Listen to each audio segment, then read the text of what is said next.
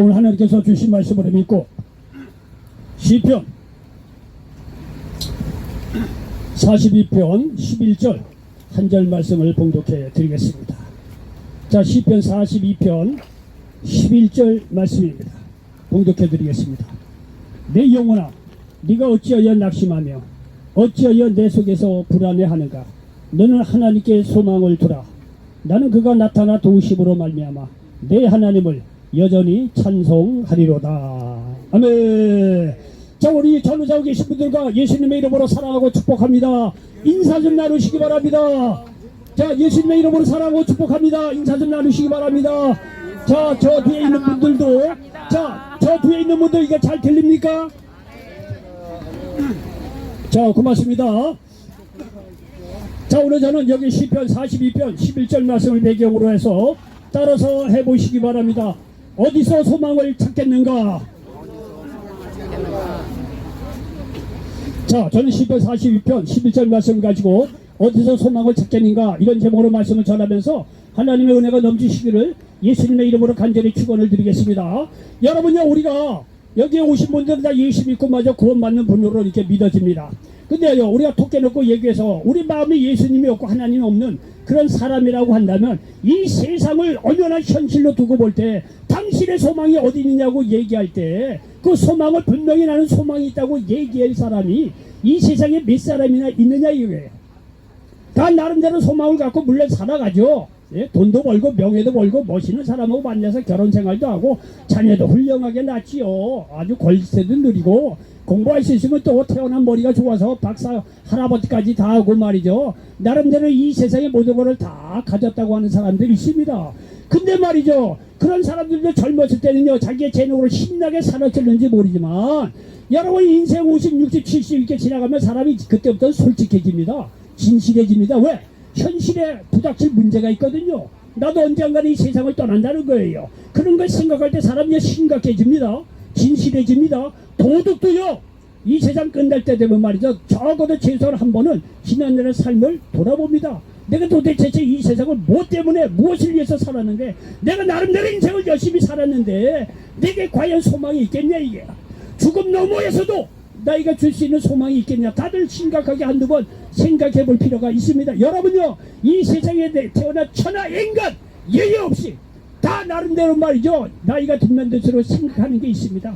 이 세상의 의미가 무엇이고 소망이 무엇이겠냐. 이게 여러분이요 딱 잡아 얘기하지만 하나님 외에는, 성경 외에는 소망의 길이 없다는 사실을 믿으시기 바랍니다. 왜냐하면요, 사람은 원래 하나님이 지음받은 존재이기 때문에 아주 태생적부터 운명적으로 하나님의 말씀을 들을 때 거기에 소망이 있고 영생이 있고 인생의 의미가 있고 목적이 있고 위로가 있게 돼 있는 거예요.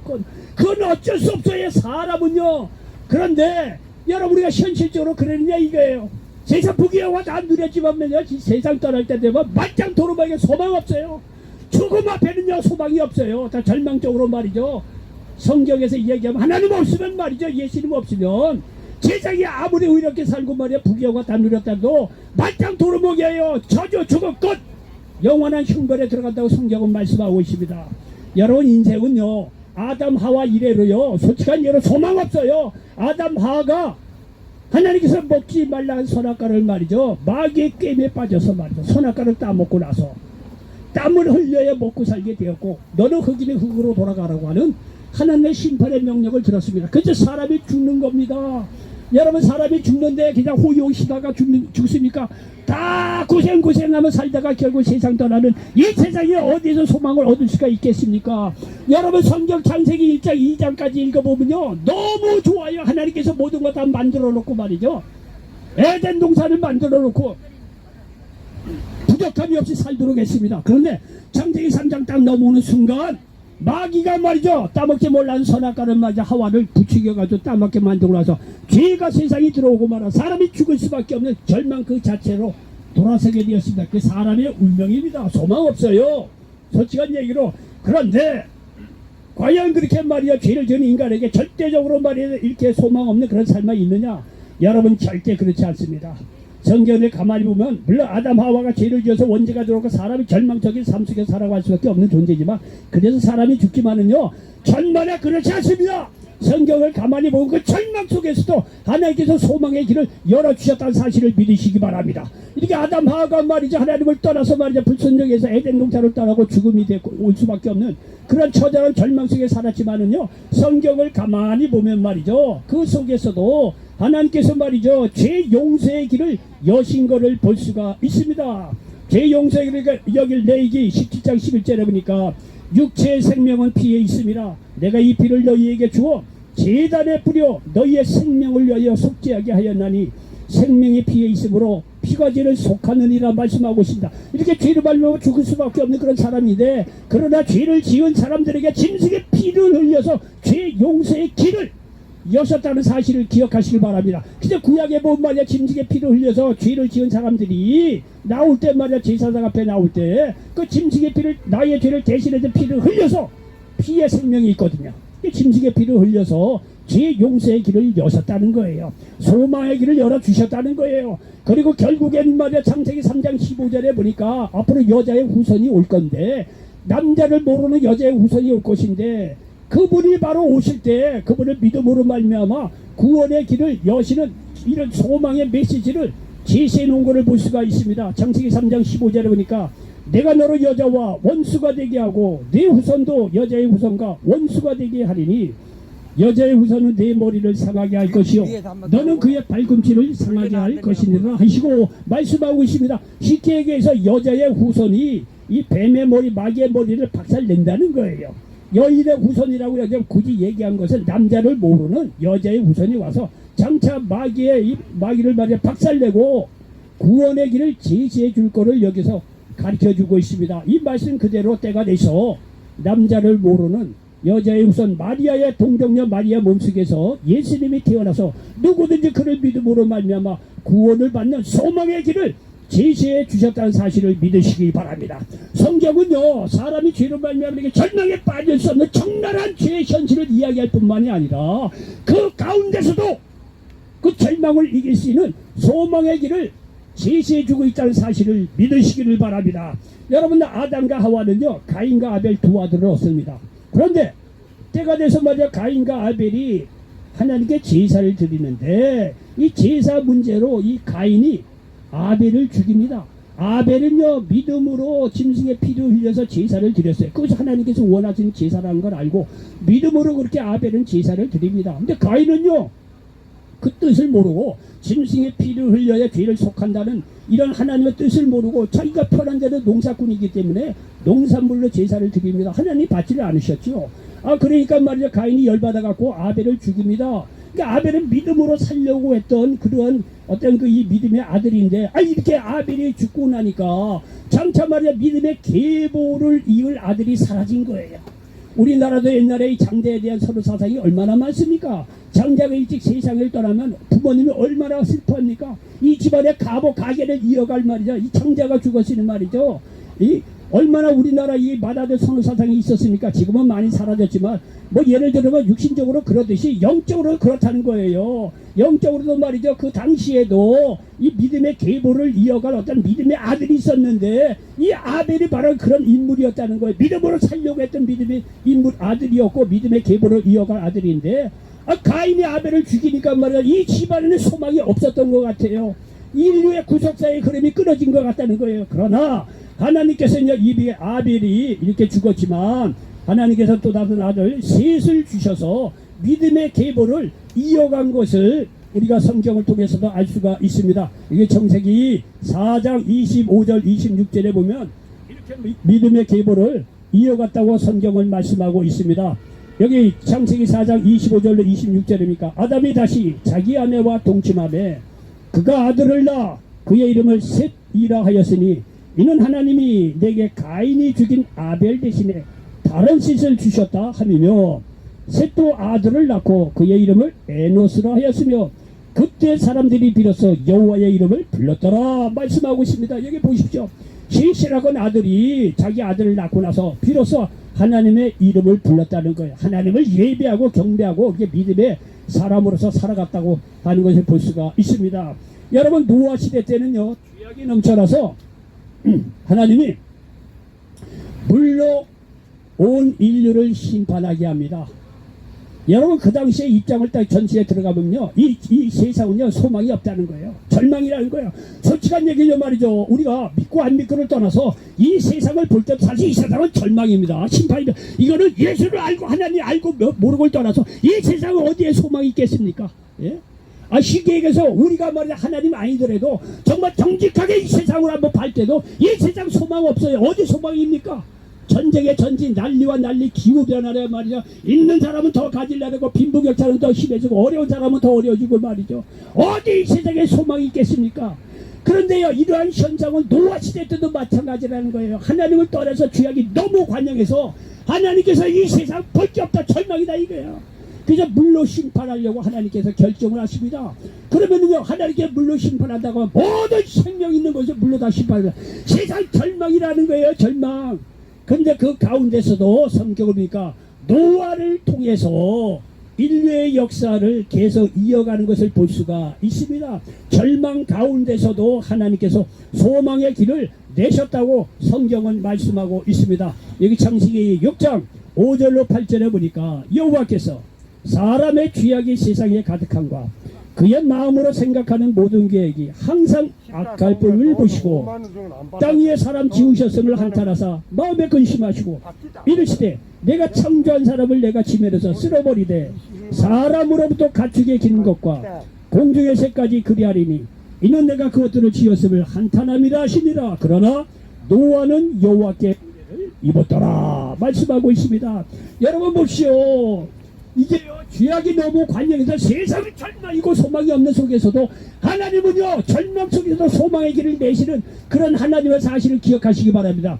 노아는 하나님께 은혜를 입었다는 거예요. 노아가요 그 세상에 다 불의했는데 노아라고 뭐 큰 대수가 있겠어요. 다 그게 그거죠.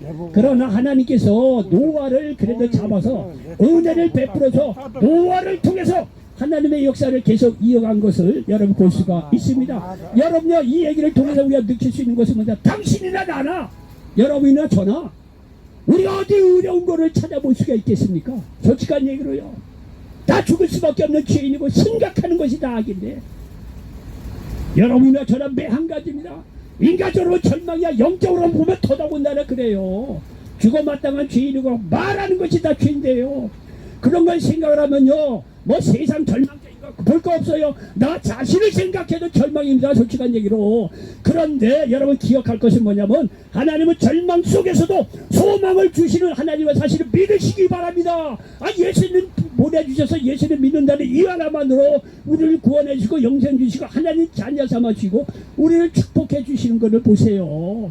절망이 넘친다고 하더라도 우리는 절망 속에서도 소망의 하나님이 있기 때문에 우리는 그야말로 소망 가운데 다시 일어설 수 있다는 사실을 믿으시기를 바랍니다. 노아를 보세요. 노아를 통해서 인류의 역사를 계속하는 걸 보십시오. 여러분요 애굽의 노예에 살이하던 이스라엘 백성 무슨 소망이 있겠어요? 우리가 36년 일제에 말이야 얼마나 고통을 당했습니까? 강제 나라를 빼앗기고 말이죠. 뭐 되지도 않은 그 일본이 말이야 한때 좀 힘 좀 쓴다고 말이야 남의 나라 들어서 말이죠. 한때는 우리에게 다 문화를 전수해주고 그러던 나라가 좀 일찍 끼어갖고 문물을 일찍 받아내고 강대국이 그 당시 됐어요. 힘 좀 있다고 말이죠. 남한 나라 와갖고 말이야 그렇게 36년 괴롭히고 얼마나 우리나라는 30년이 얼마나 그 절망이고 좌절이겠냐 이게요. 그런데 애굽이라고 하는 나라에 400여 년을 말이야 종소리했던 이 이스라엘 민족이 무슨 소망이 있겠느냐. 자기 힘으로 거기서 나올 수가 있겠느냐 이거예요. 예? 절망이죠 사실 민족적으로 보면요. 그러나 그 속에서도 하나님께서 모세라고 하는 인물을 통해서 출애굽을 통해서 말이죠 이스라엘에게 소망을 주는 걸 보십시오. 이렇게 하나님은요 소망의 하나님의 사실을 기억하시기 바랍니다. 가나안 땅에 들어간 이스라엘 백성들 그러나 그렇게 믿던 모세가 세상을 떠납니다. 정말 하나님은 물론 믿지만 그래도 모세와 같이 눈에 보이는 지도자가 있어서 이스라엘 민족이 든든했을 거예요. 그런데 모세가 그렇게 말이죠 기도하면 하나님 응답해 주셔서 말이죠 이 광야에 물이 나게 하고 만나 매출하게 놔주고 말이죠 이스라엘 민족이 죄를 지어서 할 때 모세의 간절한 기도를 하나님이 용서해서 어떻게 갖고 말해 가나안 땅을 지나가지고 이제는 말이죠 요단강을 건너 이스라엘 땅에 들어왔는데 그렇게 믿었던 모세가 말이죠 세상을 떠납니다. 소망이 없어 보이죠. 그러나 하나님은요, 그 가운데서 예비하는 인물이 있잖아요. 여호수아라고 하는 소망의 종, 믿음의 종을 세워서 결국 가나안 정복을 이루는 걸 보십시오.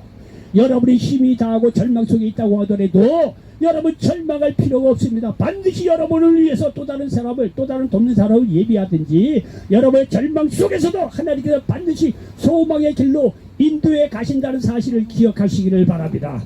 여러분요, 이 남북 이스라엘 역사를 보면 아주 대조적인 표현이 나옵니다. 이거는요, 좀 설명하기가 좀 어려울 것도 없어요. 간단히 설명을 하겠습니다.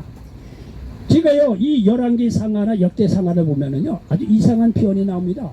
쉽게 얘기해서요, 다윗이 이스라엘 초대 왕이죠. 그 이후로 솔로몬이 왕이 되죠.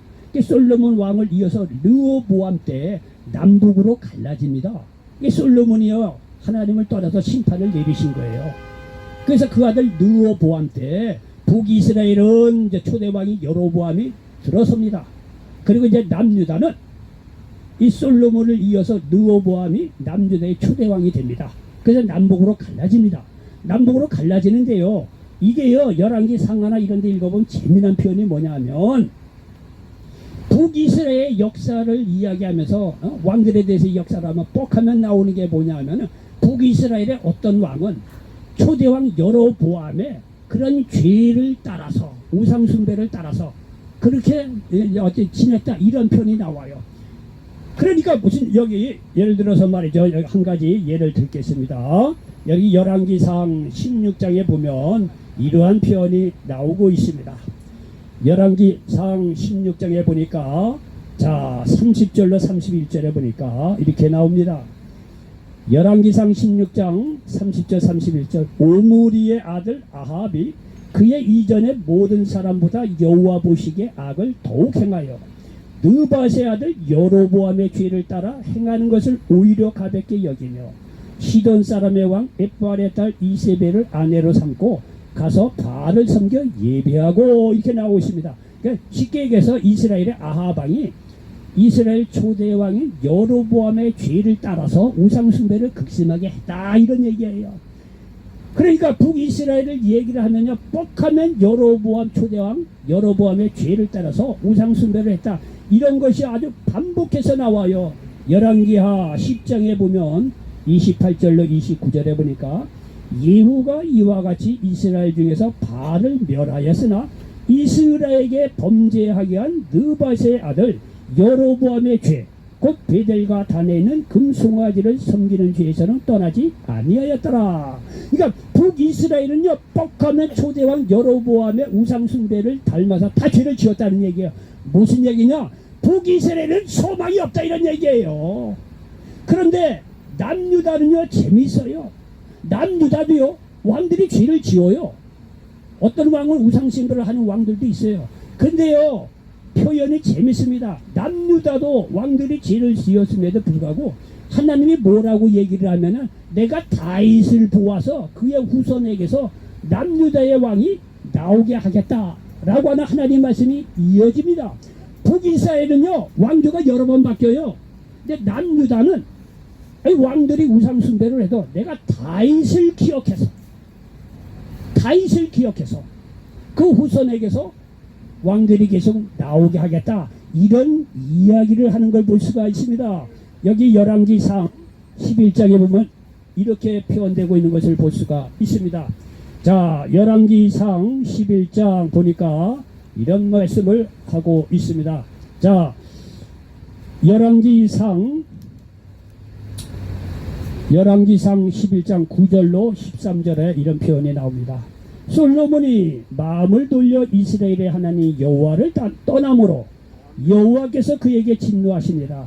여호와께서 일찍이 2번이나 그에게 나타나시고 이 일에 대하여 명령하사 다른 신을 따르지 말라 하였으나 그가 여호와의 명령을 지키지 않았으므로 여호와께서 솔로몬에게 말씀하시되, 네게 이러한 일이 있었고 또 내가 내 언약과 내가 네게 명령한 법도를 지키지 아니하였으니 내가 반드시 이 나라를 네게서 빼앗아 내 신하에게 주리라.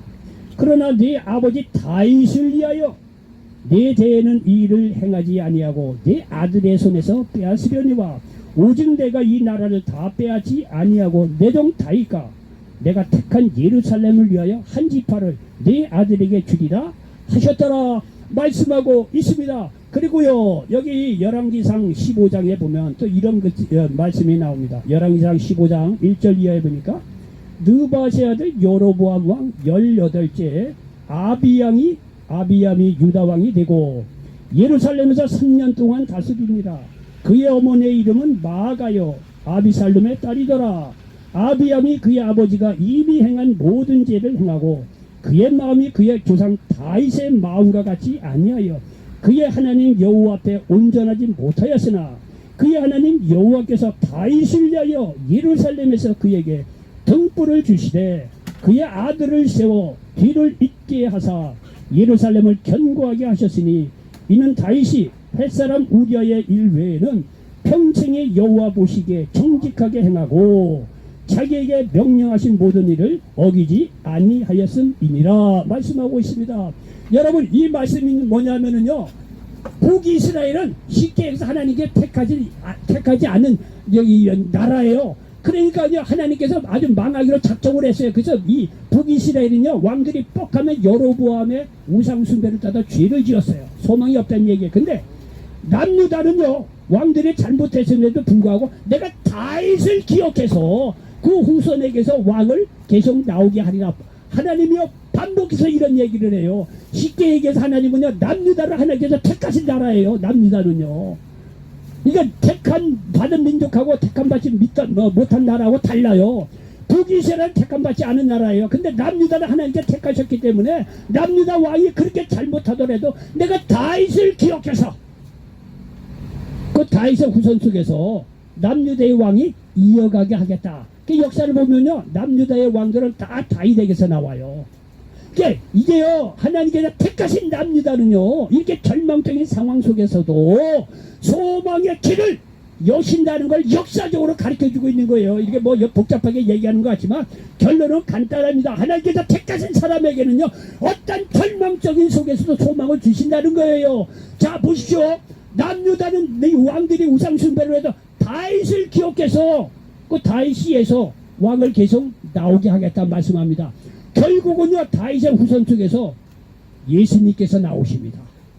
예수님께서 나오십니다. 하나님께서 택하신 사람에 대해서는요 끝까지 절망적인 상황 속에서도 소망의 길을 여신다는 것을 이스라엘 역사를 통해서도 우리에게 가르쳐주고 있다는 거야. 무슨 얘기냐? 만약에 여러분 말이에요 예수님 믿고 하나님께 돌아온 사람이라고 한다면 여러분이 어떤 죄를 짓고 어떤 잘못을 했더라도 결국은 하나님께서 여러분에게 회개하게 하시고 하나님께서 끌어당기셔서 여러분의 소망의 길로 인도에 가신다는 사실을 믿으시기를 바랍니다. 세상에 암만 절망이 있다고 하더라도 여러분 예수님 하나님께 택하신 사람이라고 한다면 어떤 절망적인 상황 속에서도 저와 여러분은 소망의 길로 인도에 간다는 사실을 믿으시기 바랍니다. 이럴 때는 아멘이 나와야 되는데 너무 어렵게 얘기를 했나?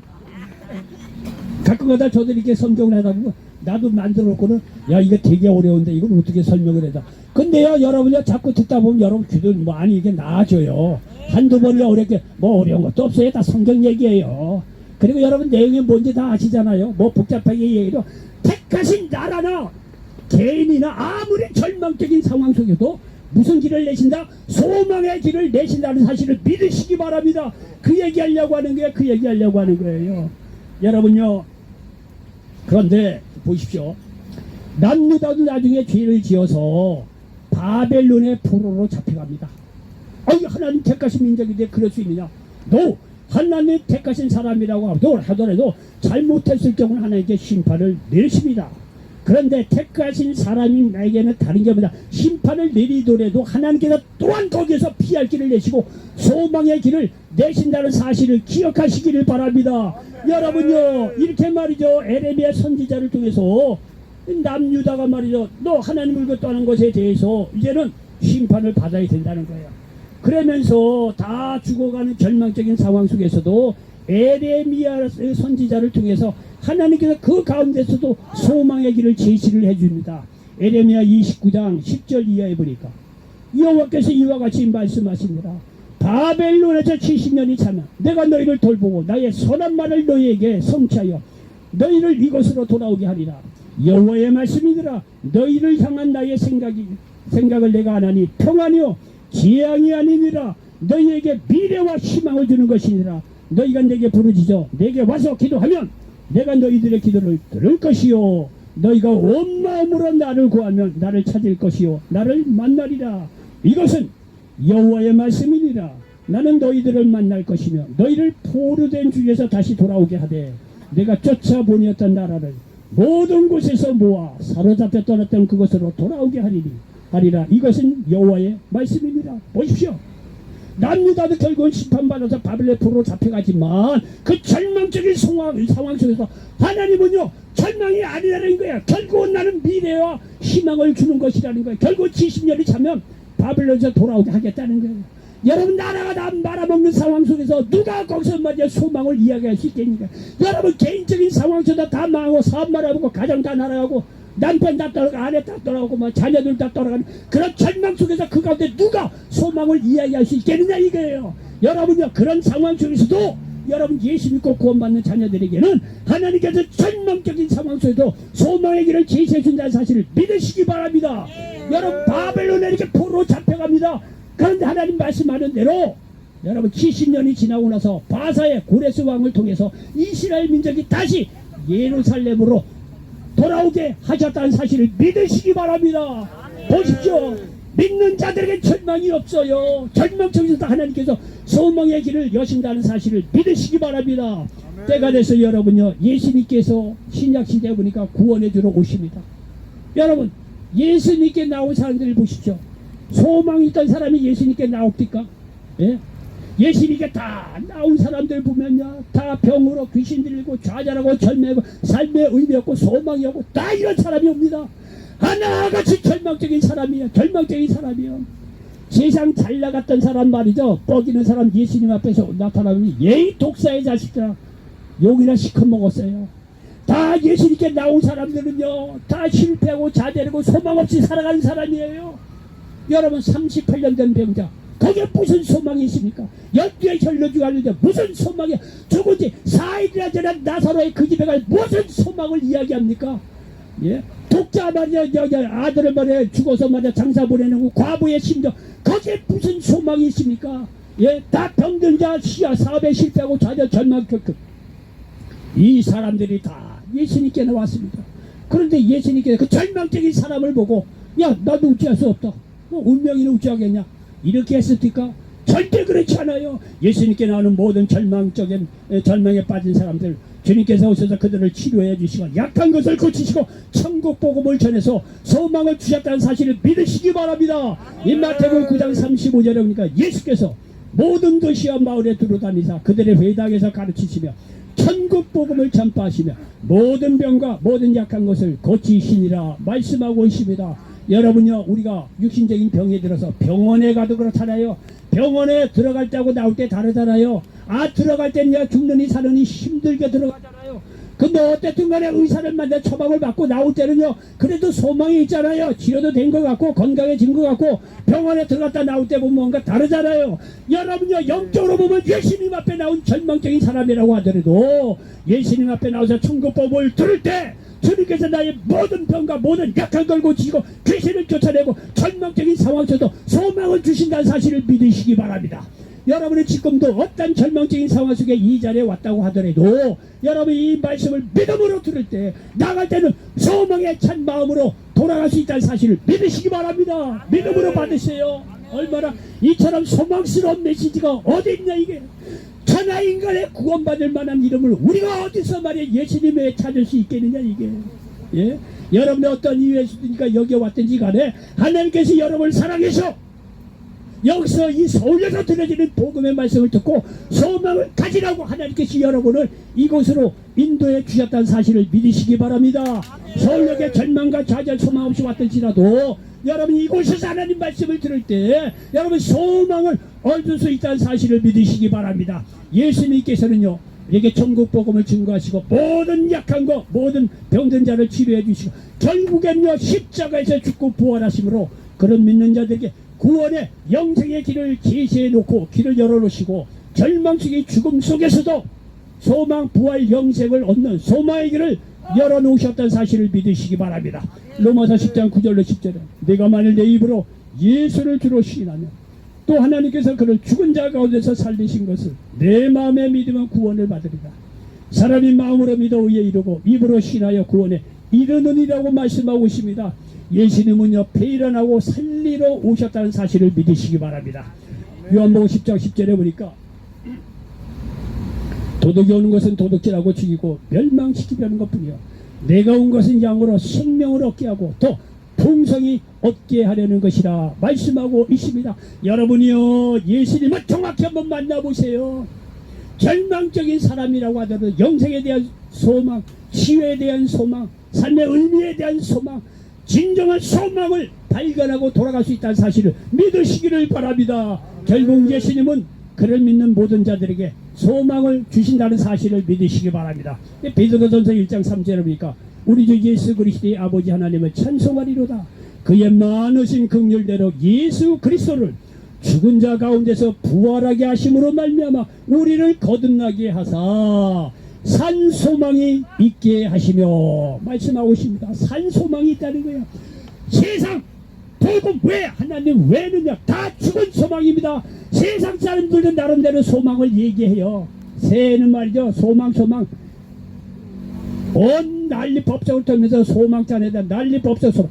여러분 예수 외에는 소망이 있긴 있다. 죽은 소망입니다. 그러나 예수님 안에 있을 때 진정한 소망인데 그 소망은 산소망이라는 사실을 믿으시기 바랍니다. 산소망 예수 그리스도 안에 들어올 때 여러분 영원히 살고 범사나 강건한 모든 문제에 하나님께서 소망의 참 믿음의 삶으로 인도해 간다는 사실을 믿으시기 바랍니다. 여러분 천하인간에 구원받을 만한 다른 힘을 주신 적이 없다고 사도행전 4장 12절에서 말씀하고 있습니다.